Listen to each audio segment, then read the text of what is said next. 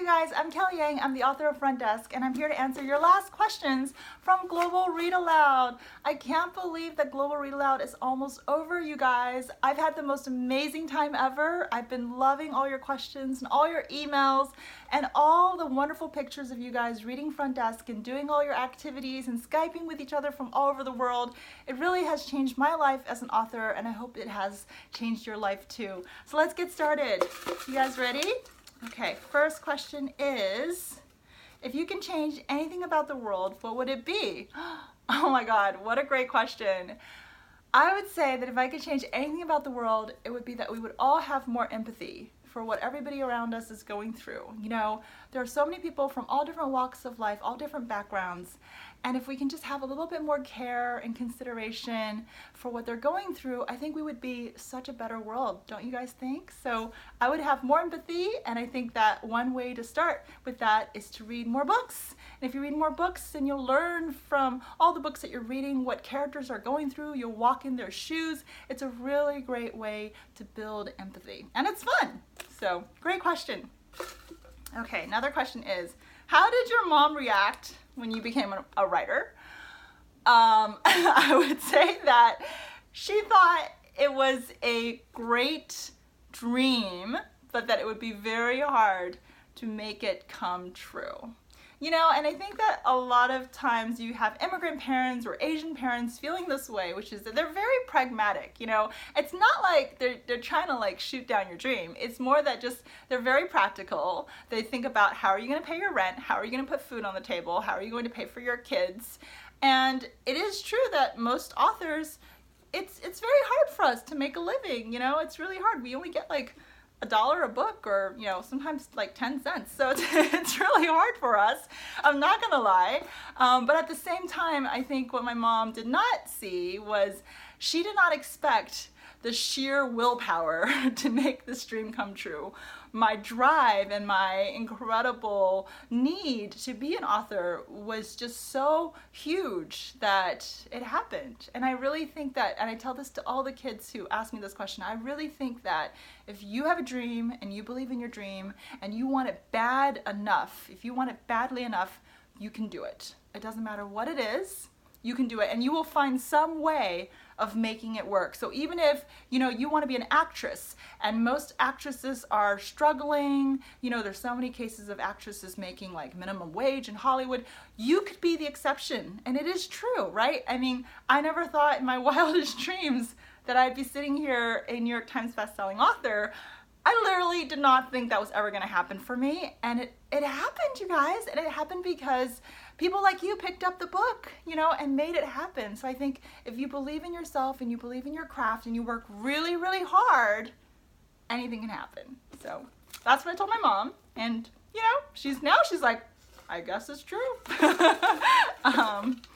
Okay, another question is, did you mess up a lot when you wrote the book? And the answer is yes, absolutely. I had to rewrite this book 3 times. And I'm not just talking about editing little bits here and there. I'm talking about completely rewritten all the words. Everything was different. And I'm known to do that. Like, I work on stuff now and I have to completely rewrite projects all the time. And that's just the way I am. You know, I mess up a lot, okay? I'm not perfect. And you know what? I was like that as a kid too. I always messed up when I was writing. You know, how many of you guys make grammatical mistakes? I made tons of grammatical mistakes growing up. How many of you guys make spelling mistakes? Oh my gosh, I made tons and tons of spelling mistakes. I'm not a perfect writer, and I tell people a lot of times now, I'm a okay writer, but I'm an excellent reviser. What that means is I may not get it right the first time, but I'll go back and I'll fix it. And I'm really good at going back and fixing it. And if you go back and you go back and you go back and you keep working on it and you keep polishing it, it becomes a diamond, you guys. So don't give up, you know, go back and work on it and it'll be better. I promise you. I promise you. And it is okay to mess up, you know, and some of the things that I wrote and I deleted, I used it later, like in the sequel, you know, I used it. So I don't think that messing up is a bad thing. as Mia's dad says in front desk, sometimes a mistake is not a mistake, it's an opportunity. Okay, next question is, what is it like living the life of an author? You get to work in your pajamas, you know? I mean, I usually am in sweatpants and like a t-shirt all week until I get to Saturday when I'm making this video. But basically, yeah, you get to control your own hours. It's great, you know, you can sort of do your writing and then go walk your dog and eat lunch and then do more writing. I mean, you do have to be disciplined. So I make myself sit at my computer and write for a good chunk of the day. I would say probably from like 9 a.m. all the way to 4 p.m. Those are my writing hours. And during those hours, I'll tell you guys a little secret. I actually lock myself out of the internet, which sounds crazy, but I do. I lock myself out of my email for sure. And I try to lock myself out of social media and even the news, like anything where I can get distracted, I just turn that stuff off. And that's the only way I can keep writing because that stuff is distracting.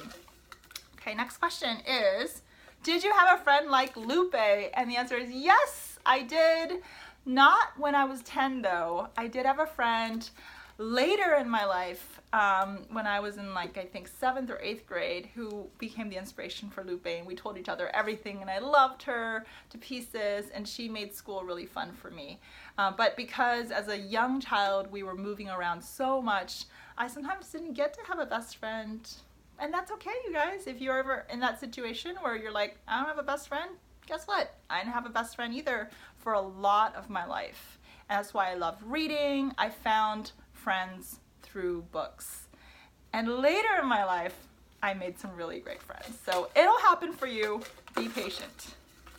Okay, next question is, how does it feel to have a lot of teachers and students reading your book? It feels amazing, you guys. Huge shout out to all the teachers and librarians out there. I would not be here if it wasn't for you guys. Huge shout out to Pernell Rip who put together Global Read Aloud. She's amazing. I can't believe this thing exists and it's such a great phenomenon and brought us all together. So I'm just so grateful and happy. It really does feel crazy good. I'm not gonna lie, it feels amazing. There's no other better feeling that I've ever had. So it's been pretty incredible. Another question, biggest tip for writing? Read, read, read. You cannot be a good writer if you don't read. And the second thing I would say is planning. And a lot of people don't think planning is fun. I know planning is not that fun. You know, it's not that fun. But planning makes a huge difference. And ever since I started planning, my writing's gotten a lot better. I now plan for a long time before I even write a single word. So read, read, read, and plan. Okay, final couple of questions. What was the hardest part of the book to write?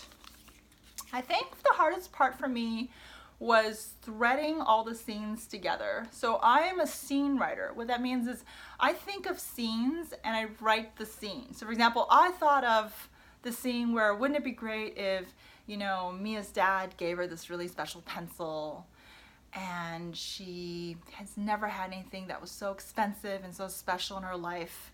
So I thought of the scene of them going to the stationery shop. Then I was like, wouldn't it be great if someone took away that pencil? You know, and I know that sounds, I'm like, that sounds kind of crazy, but I really thought that. I was like, geez, that would be really great because here's her most precious thing getting taken away in a really accidental misunderstanding kind of way by her teacher who doesn't mean to take it away from her, but through this accident ends up thinking that it belongs to Jason. So I thought of that scene.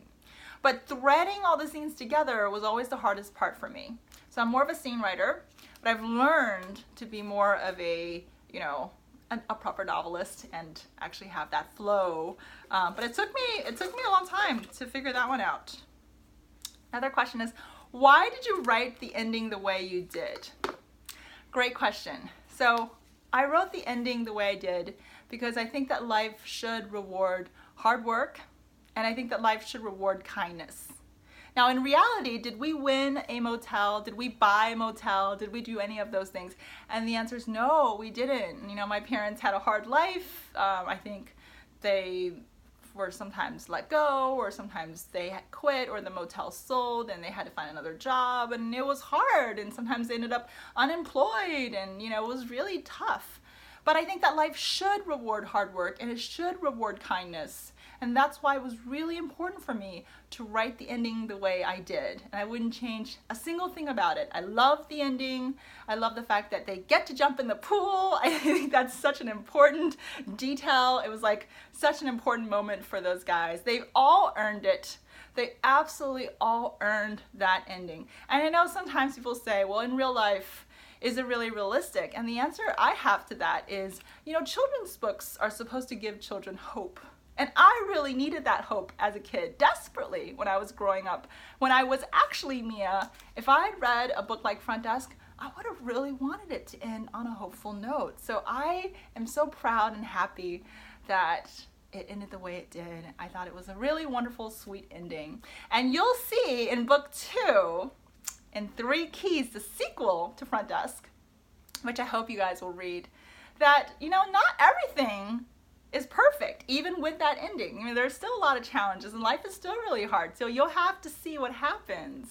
But it was really important for me to end that book the way I did. And the other final thing I will say about that is I actually do believe, you know, in spite of all the stuff that we see on TV and in the media in the world today, I still do believe that life rewards hard work and kindness. I wouldn't be here today if it didn't. I mean, look at me, I'm sitting here. I never in a million years thought that I would have this opportunity, and the only reason I do is because I do think that life rewards hard work and rewards kindness, rewards people who care about their community, who are going to care about other people, and rewards people who take a chance. So please, please think of that when you analyze the ending. And the final question we have is, can you tell us a little something about the sequel to Front Desk called 3 Keys? And I will tell you that 3 Keys continues where this story ends. It continues the story of Mia, so you'll get to follow her, and you'll get to follow her and her friend Lupe and Jason as they continue their journey together. And the other thing I will say, a little secret hint, if you've made it this far into the video, is that Mia's worst nightmare, one of the things that she fears the most throughout most of the first book, is for all her classmates, not just Lupe, but all her classmates, to find out that she lives and works in a motel, right? That's one of the things that's always weighing in her mind. And I know growing up, that was one of the things that was always weighing in my mind. And guess what happens in book 2? So I will leave it with that. Thank you guys so much for listening to me, for reading the book, for, you know, participating in Global Read Aloud, for sharing your ideas and emailing each other and me and all these people. It's just been the most incredible experience ever. I hope you guys will continue to read lots of great books as part of Global Read Aloud, and I hope you guys will continue to keep in touch with me. Thank you guys so much, and have a wonderful rest of your week. Bye!